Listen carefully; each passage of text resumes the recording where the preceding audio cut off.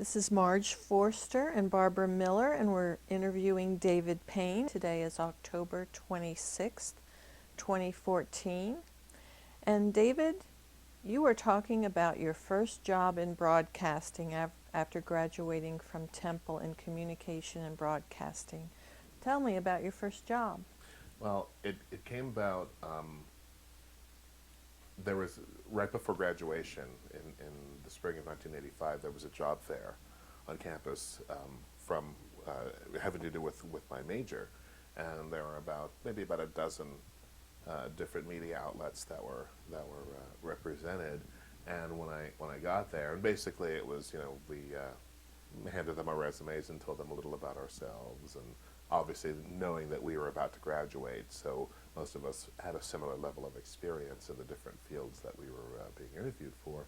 And I was told that there was one radio station that was hiring. They were actually, they weren't just there checking the field. They were actually looking, that they had a specific opening, and my first assumption was that all of the media outlets were from Philadelphia or from that area, but this particular radio station was in Harrisburg, and Harrisburg was the place that I knew. I was familiar with it. It was the state capital, but as a city, I had never visited, and actually, I'd never lived anywhere other than the house that I grew up in. So this was a little daunting, as you can imagine. So I talked with them. I showed them my resume, told them what I had done up until then and what I'd wanted to do. They told me about the opening, and they said that they'd be in touch. So about a week later, I got a call, and they asked me to come to Harrisburg for an interview.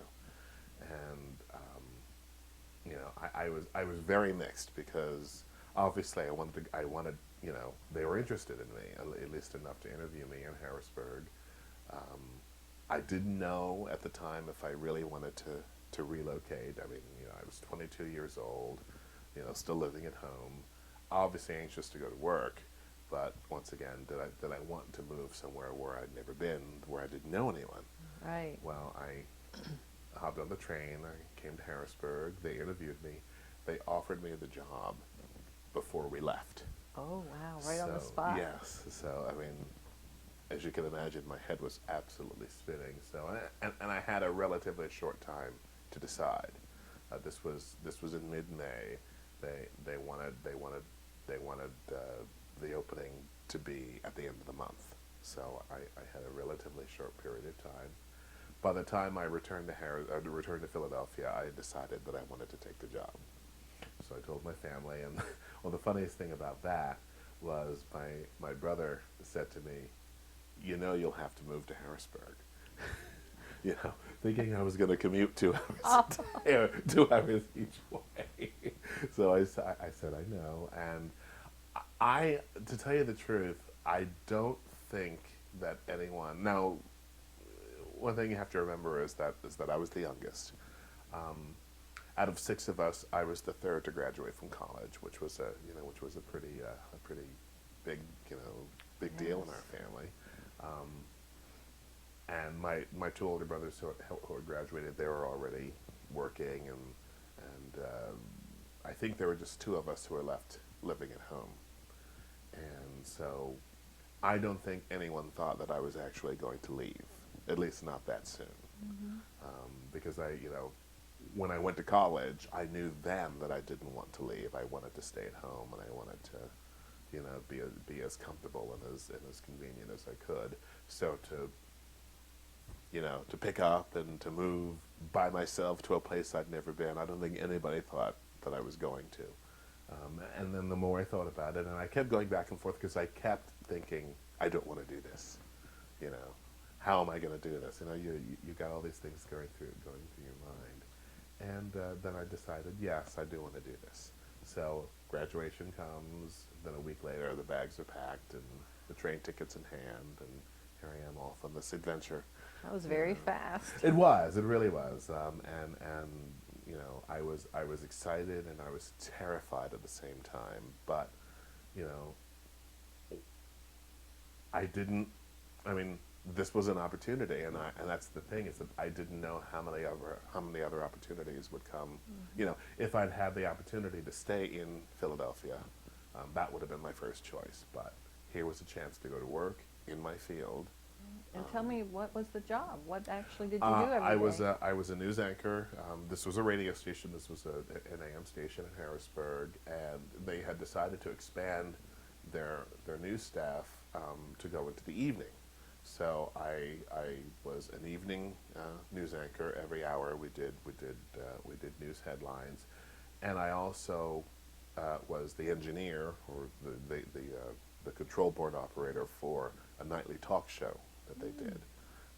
So those are two. I mean, at the time, and radio was much different today than it was, 30 years ago. Most of the time, if you were on the air, that's what you did. If you ran the control board behind the scenes, that's what you did. Those were two separate things, and that's the way it had always been for me, anyway, up until then. But I didn't know it at the time, how things were beginning to change and how jobs were being consolidated. One person doing the job of 2 or 3 different people, and I did find that out. As my career advanced, I found out that radio wasn't going to be, and part of it was my own was being naive about this. Things were a certain way in the mid-1980s, and I just assumed that they were going to be that way forever. Of course, at that time, nobody had ever heard of the internet. Right. No one had ever heard of streaming audio or video, or video cassettes were the state of the art back then. That was a new thing. The VCR, as everybody, well, those of us of a certain age remember, Yes. and that was what people were talking about. I didn't get my first VCR till almost 10 years later, but that's another story. So it didn't occur to me that things were at that time beginning to change. The radio business, people were not. I mean, news was just at the time beginning to change. People were not getting their news from newspapers as much as they had been. I remember a class. I mean, the personal computer was new. The desktop was brand new back then. The first Apple had, was just being sold in the thousands of dollars, which people don't believe me. It was almost like buying a new car when the PC was new. And I do remember one of my teachers in college. I think he was kind of joking, saying, who knows, maybe one of these days we'll get our news from one of these newfangled computers. And of course we all laughed, thinking, how insane is that? So, and that's the thing, is that you can look back on those things now, but at the time, you're in a certain mindset and you're used to doing things a certain way, and you think it's always going to be that way. So how long did that job last? It lasted 9 months. Oh, wow. Yeah, and that was the other thing. And was it technology that caused it? It was technology that was part of it, and part of it was the format that they had tried did not succeed to what they, to the extent that they wanted. So they were, I didn't know this at the time, but they had eliminated other jobs to create the job that they hired me for. And then when they decided to change the format, they didn't want news and talk in the evenings anymore. So they decided to eliminate my job and created a job for other people. Mm-hmm. So that was a tough lesson to learn, that this business is not always going to be, what you think it is. Things change, people come and people go, and so. So how many jobs have you had now since coming? Well, and Harrisburg? That's the other thing, is that now we're talking February of '86. That's how long this first job lasted. And I had some decisions to make. Did I want to stay? Because I was still new to the area. I had met some people. I was gaining some friendships, but I still was learning my way. I didn't have a car at the time. So did I want to stay, or did I want to? And my mother, bless her, said, she sent me in because she knew how, she knew that all of a sudden things were not turning out the way they planned. And she said to me, as long as I have a home, you have a home. Mm. And I've never forgotten. In fact, the letter that she wrote me saying that, I still have it. Oh. I've never Does she know forgotten you that. still have it? I don't know if she does or not. Oh, that's So I knew that that was always an option, but then I thought to myself, if I do move back to Philadelphia, then what? You know, do I want to start all over there, or do I want to stay here? Well, at that time, once again, just, you know, without even realizing it, or without even knowing that this was going to happen, another job opened up, and I was notified. Now it was in news, it was in radio, it was a smaller radio station than where I was. It was in Carlisle, so I had to, one, decided if I wanted to take it, and two, I had to decide I need to get a car, because you know, public transit was not very convenient between Harrisburg and Carlisle. Still isn't all these years later, but at the time. So I bought a car, took the job, and that lasted 7 years. wow. So that was something that I once again, it wasn't. Now, the one thing that I knew wasn't going to happen, I knew I wasn't going to make a lot of money in this business, but it was steady employment. It was in my field. It was what I knew how to do. So. And you've got that presence of voice. Well, thank you. I do appreciate that. And you know, and I think now, once again, now that I'm older, you know, you wonder. You make one decision. You wonder, what if I'd made the other? You know, what if I had decided to go back to Philly, or what if I decided to try to do something different from what I was used to doing. I've always been the type of I've always been a pretty risk averse person. You know, you know, even though I took an enormous chance moving here, I knew that I was coming here to do something that I was prepared to do, or that I was qualified to do. And that was the same thing with taking this other job, even though it was the atmosphere was radically different from the first job. It was still in radio. It was still doing what I thought I did well. And so those are the decisions that I've always made. I've always tried to stay away from something that's too risky, something that's, you know, totally unknown. Although I did do it again. Like I said, at the end of 7 years, so now we're talking 1993, I was offered a job, still in the field, but once again, in a place that I had never been. This was in southern Delaware. Oh, my word. And so once again, I had to decide. And the thing about it was an offer. It was, the job is yours if you want it. So I visited the place. Now, it's near the beach. So that was definitely a selling point. But once again, and it's funny too, because I can remember this now, you know, all these years later, I almost felt exactly the way I did when I first moved to Harrisburg.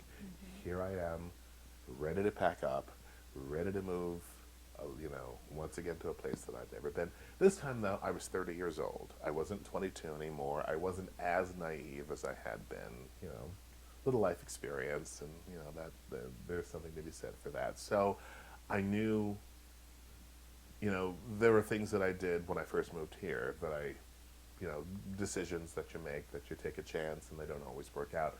This time I knew what to avoid. I knew the pitfalls to avoid. So this transition was a little better. And now this was Rehoboth Beach, Delaware. Now, once again, I'd never been there before, but I knew a lot of friends who visited there. Rehoboth is very popular in the gay community. Right. It's a very popular resort. So there, I knew that I would at least have, you know, I'd have a community to turn to, and it wasn't hard to find. It wasn't hard to know where to go, who to talk to. Unlike mid-1980s Harrisburg, early 90s Rehoboth, there not only was there a community, but there was a place to go. There were people to talk to, people who helped you when you were new, when you know, when you weren't familiar with the area. So you found Rehoboth more open? Oh, absolutely, Harrisburg. Although I will say about Harrisburg, I mean, you know, the thing that impressed me about being here was, now at the time, some of the things that exist today did not exist because the community was still emerging, but I did find the LGBT community here to be much bigger than I expected. Because you think, Harrisburg obviously not as big an area as Philadelphia, but it really impressed me. The people who were out, the people who did, who were considered the leaders, the people who were considered the prominent ones in the community, and like I said, just in terms of numbers, I'll give you one example. 1988. Once again, I was still relatively new here. They weren't one of the first Pride festivals, and they weren't calling them Pride festivals at the time for numerous reasons. It was called the Open Air Festival. Oh. And it was, I'm trying to think who, there wasn't a specific organization, a committee.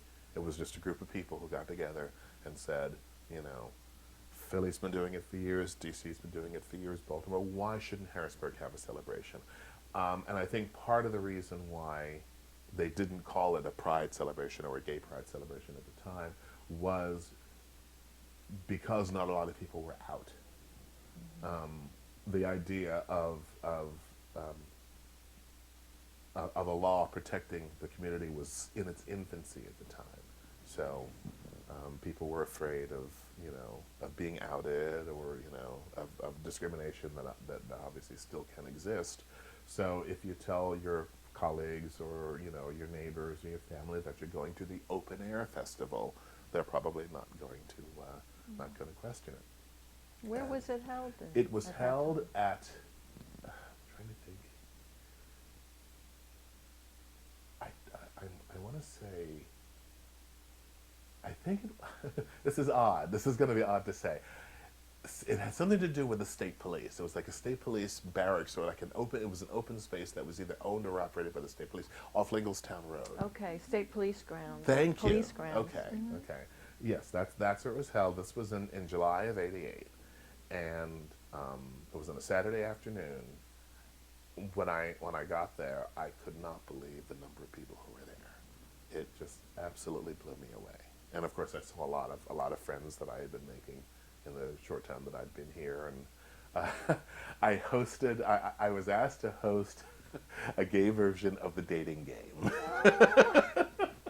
That sounds like fun. It was a lot of fun. So was there a panel separating the contestants? Yeah. Well, one person, the person who's doing looking for a date. Right, came from one side, and the three bachelors. Or they actually did a male version and a female version, and so the three bachelors or bachelorettes from the other side. So yeah, they could not see each other. And the people who planned it, I mean, they did a great job, and and all the logistics and such, and the person who was asking the questions really had to make a choice, because they were, on both occasions, they were three very different people, and they got a dinner at a restaurant, somewhere in Harrisburg. Are any of those couples still together?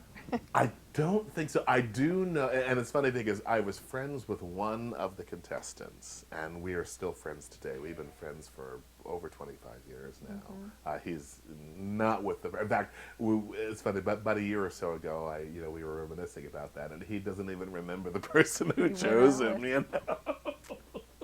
But yeah, that was, and like I said, that was one of the.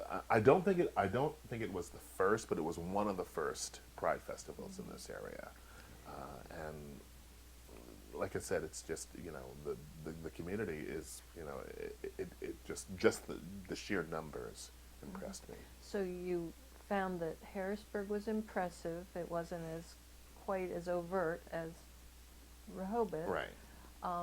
But then you went to Rehoboth, and how long were you there? I was there for 5 years. Okay. And I did make some really good friends. I was on the board of the local AIDS organization, and got to meet other people through there. I went there for one job and ended up about a year or two later in another, but still in my field. And I had a good time. I mean, I really enjoyed it. Did you have any significant relationships? I had one. In Rehoboth or Harrisburg? In Rehoboth. One person, and we were both from. I mean, I lived there, but he wasn't. He didn't live there, and so it didn't. You know, I mean, I didn't.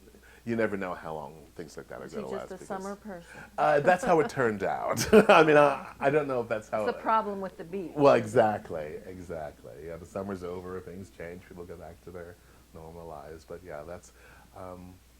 But yeah, there's one particular person that I do remember from that time. So.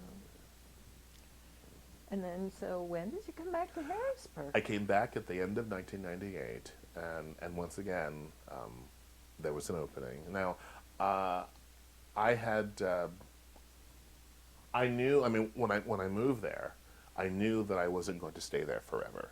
I knew that that wasn't going to be my, you know, but circumstances just worked out, you know, the way they did. And once again, there was a job here that I was offered. It was this time. It wasn't a specific radio station. It was a network. It was for those in this area who know the name Trafax. Oh yes. The person who started that by then had sold the business to a larger corporation.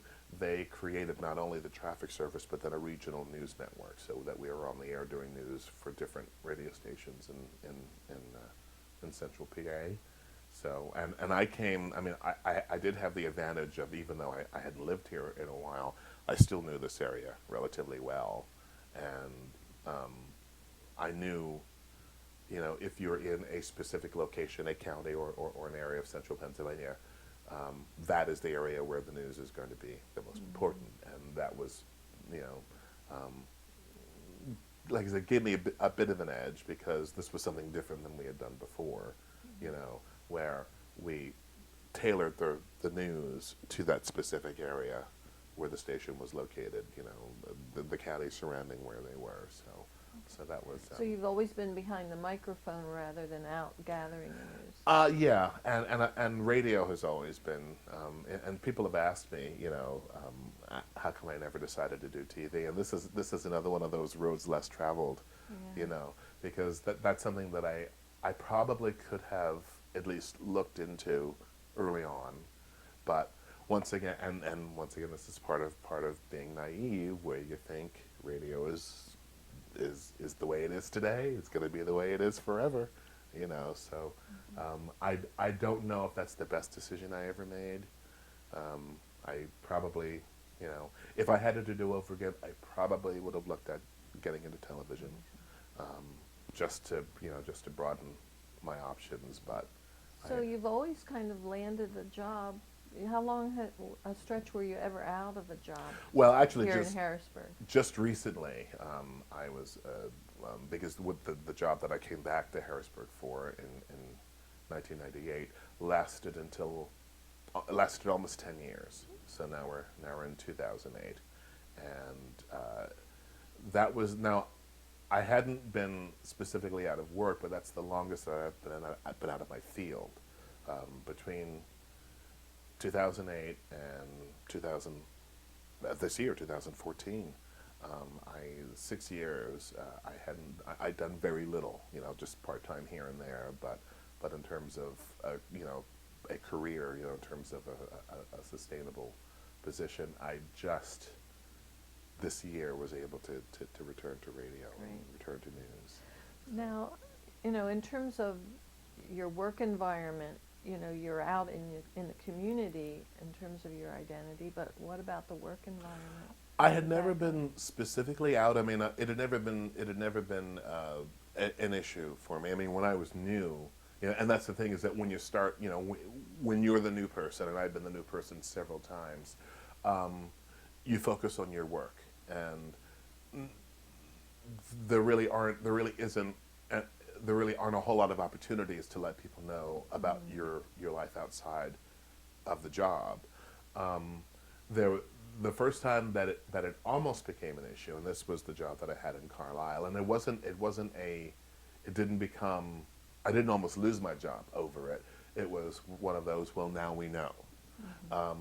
And it was at a Pride Festival in Reservoir Park.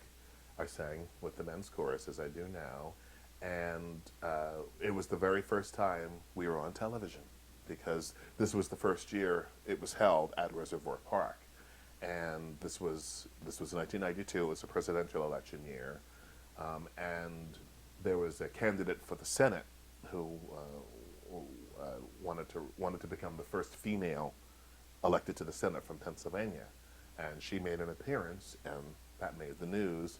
We just happened to be standing behind her. And so I get to work the next day, and I mean, I couldn't tell what my boss was thinking. He didn't, like I said, he didn't make it an issue. He just acknowledged, okay, this is what it is. And that was that. He just said, I saw you on television. Exactly. He didn't say Right. anything about who you were with or what it meant. And you know, it didn't become an issue. I think he just wanted to let me know, well, now I know. Since then, I haven't had, I don't know if I'm specifically out at work, but it is relatively known. And I'm very fortunate, because I know that not everybody has that advantage, because, you know, even though gay marriage is legal in Pennsylvania, as people have continued to point out, you can get married, but if you put the picture of your significant other on your desk, you could lose your job, because there you know, with the exception of a few municipalities in Pennsylvania, there is no statewide anti-discrimination law as there should be. You know, it's been proposed in the legislature several times over. We seem to be, you know, getting a little bit closer each year. But it's still not the law of the land, and it's still not illegal in many areas of Pennsylvania to lose a job or a home, you know, because of your sexual orientation. Yeah, I think we need to get to that law. How, on a scale of 1 to 10, how much in the forefront of your mind is that little bit of fear about job loss?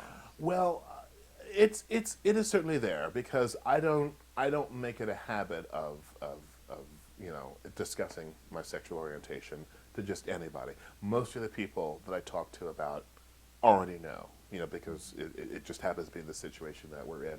I've never been, now, I'll take that back. There have been very few occasions when someone didn't know. But most of the time, it was because they asked me. It wasn't because I just volunteered the information. If someone were to ask me, are you gay, I would have no reason to lie to them. But I've never had an occasion where I have something to tell you, that type of thing. But yeah, it certainly does weigh on you, you know, the fact that, you know, I mean, and going back to the issue of gay marriage, there has been some backlash, and you know, people, the more visible you are, and I guess this is inevitable with any issue like this, you know, the more people, you know, those who are against you will feel that they have a reason, you know, they have something to use against you, and you know, I suppose it just goes with the territory. So you still have to be somewhat cautious. You do, you really do. Now, you spoke about in Rehoboth you worked with an AIDS organization, and recently you mentioned that you were at the LGBT Center for a special program about crossing generations. So you were talking with younger people, and they were, tell me about that. Was it specifically around the issue of coming out? That was part of it.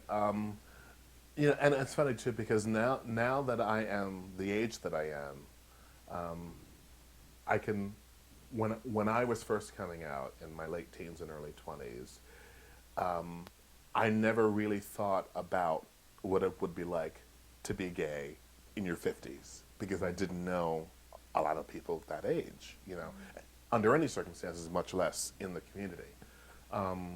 So I never really had a lot of interaction with older people when I was younger. And of course, when you're young and, you know, when things are new, when, you know, you're trying to find your way around, most of the time you seek out your peers.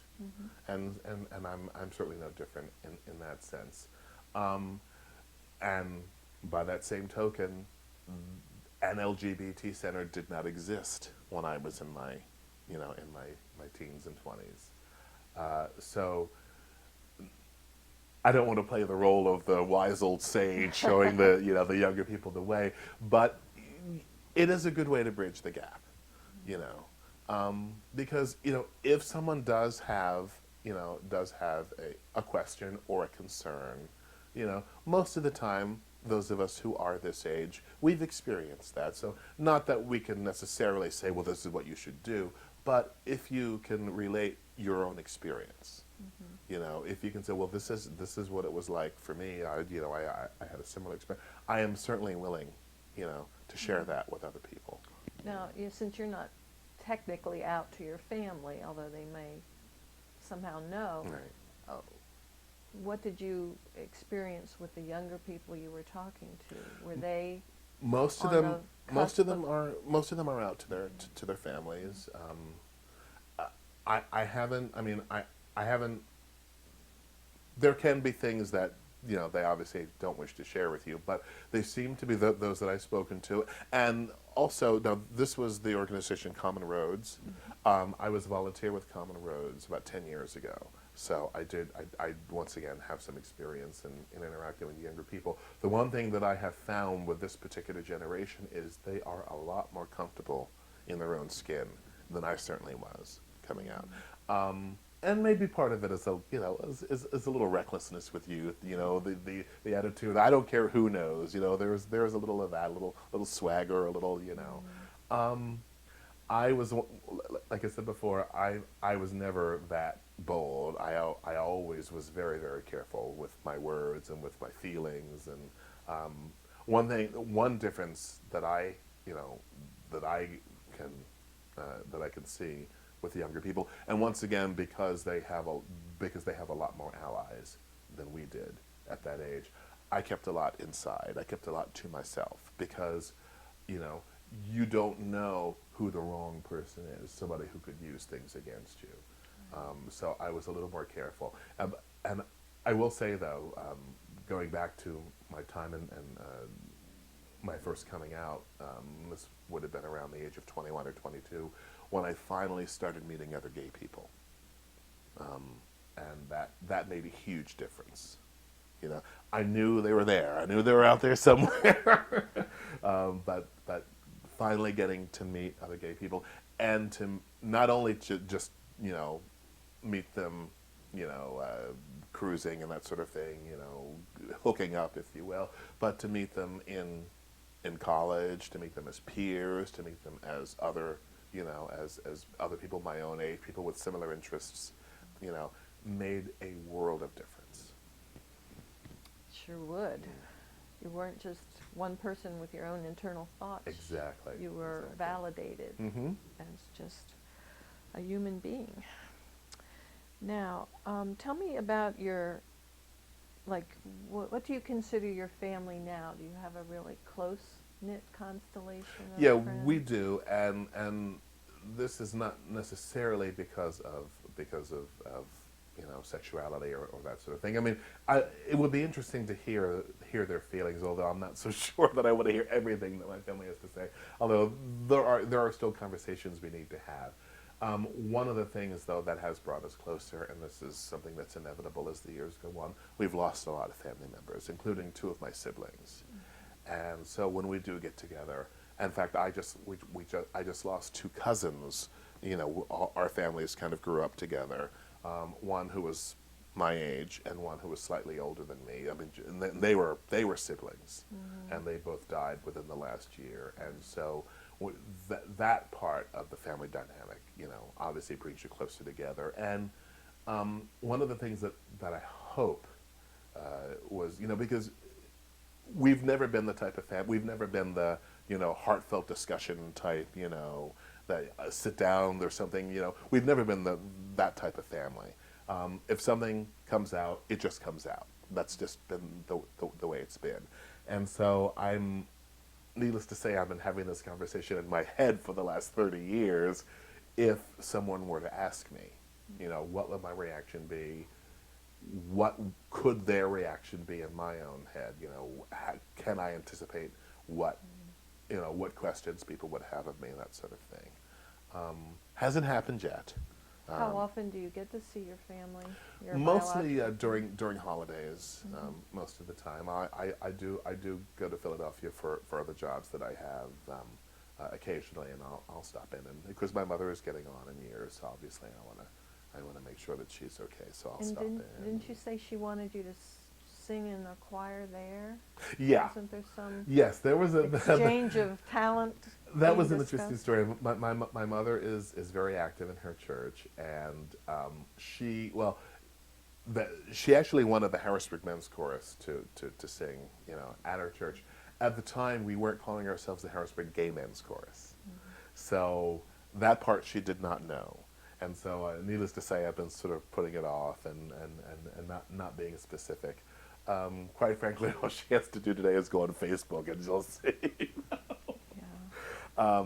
So like I said, that is the conversation. Now, obviously, my mother's almost 80 years old, so there isn't a whole lot of time to have that conversation. And I, that is one of the great regrets that I do have, is that I never came out to my father. I've been hesitating saying anything to my mother, not because I would think she'd be against it. My mother has she's always been my champion. I mean, she's always been a great supporter of mine, even now. And I've been performing in one way or the other since kindergarten, and and she's seen most of the things that I've done. So your family has never come to hear the chorus here in No. Harrisburg? Mm-mm. My mother has come to see me do theater a few times. I did a dinner theater, a Christmas show. This was almost 10 years ago now, and several members of my family did come from Philadelphia to see that. So that meant a lot to me. What if you look out in the audience and they just decide to come to the concert on their own via Facebook? Oh, of course, yeah. That would be a bit of a surprise to me. Would you lose your voice over Oh it? no! I would definitely perform, but I'd probably have some explaining to do. All right. But the one thing that the biggest worry that I have, and it's, like I said, I'm 51 years old. My mother's in her late 70s, and yet I'm still worried about it still matters to me what my mother thinks.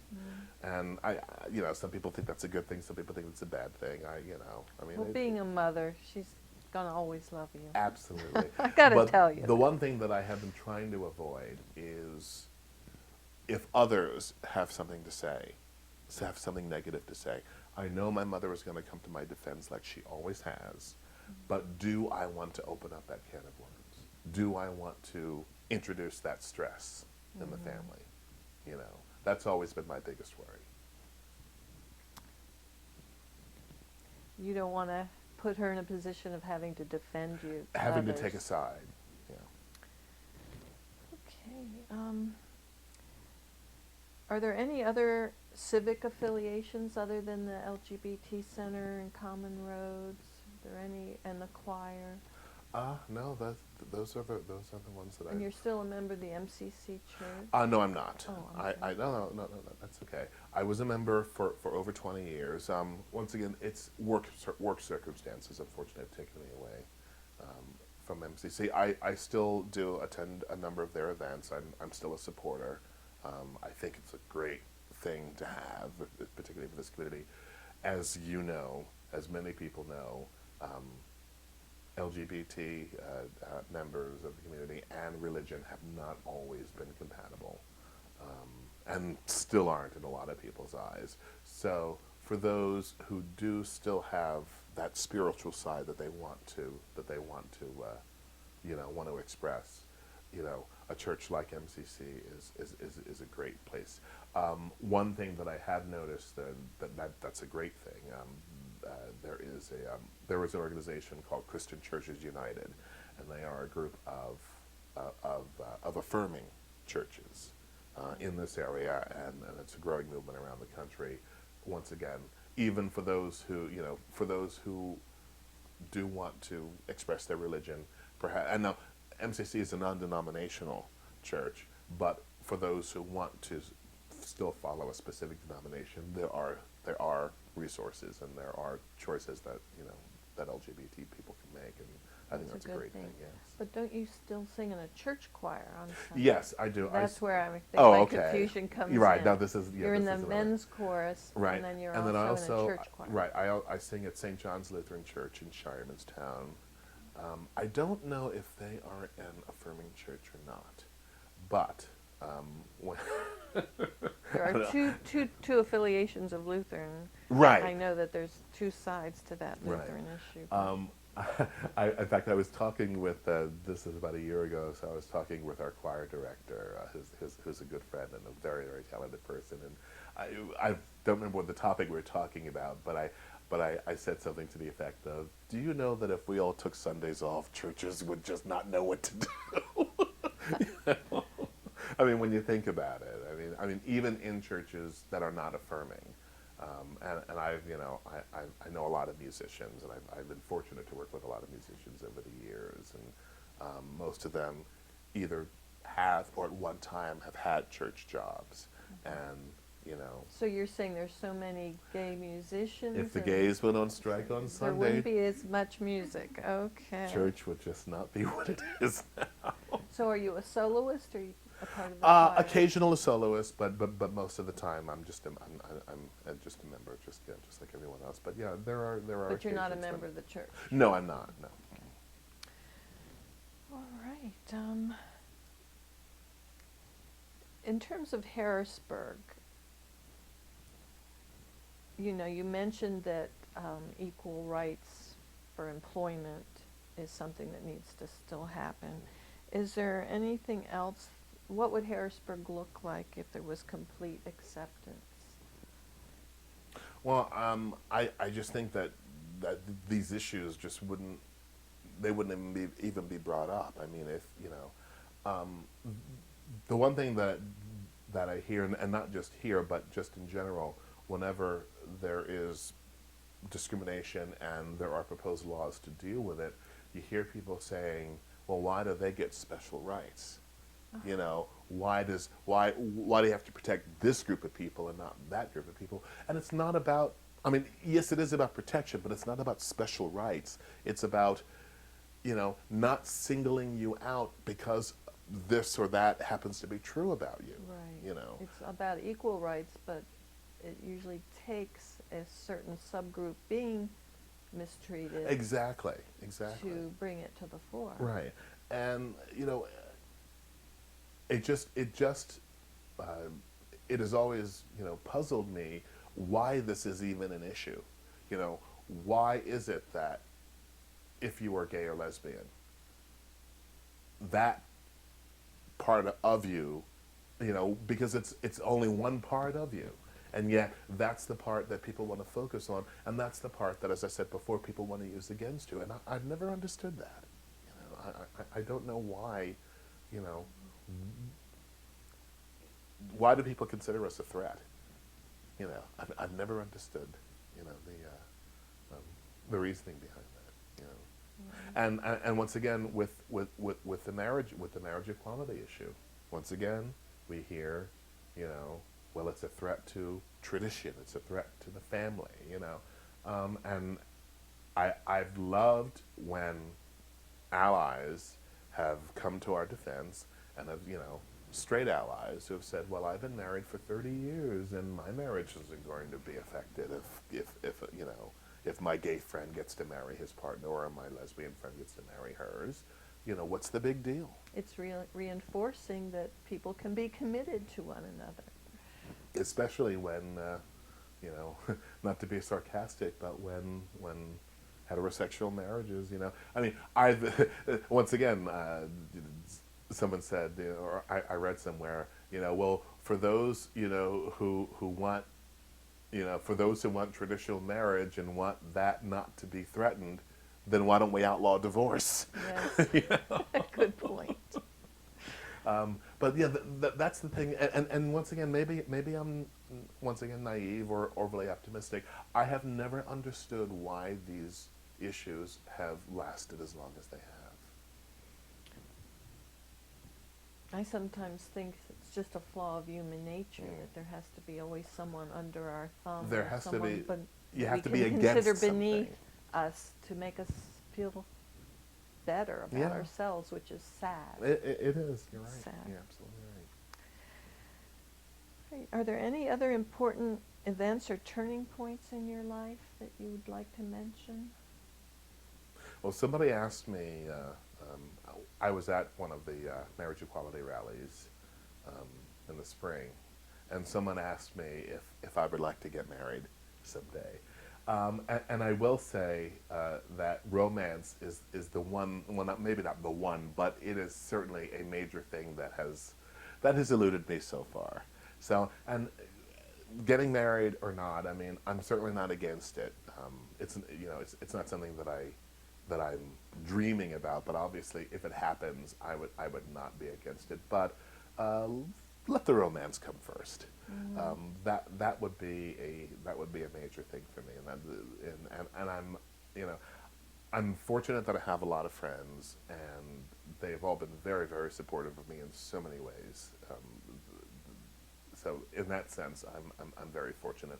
I've seen a lot of people, I've seen how they fall in love, how they fall out of love, how they fall back in love, like that type of thing. And that's something that I would like to, it would be nice to happen. It would be a great experience.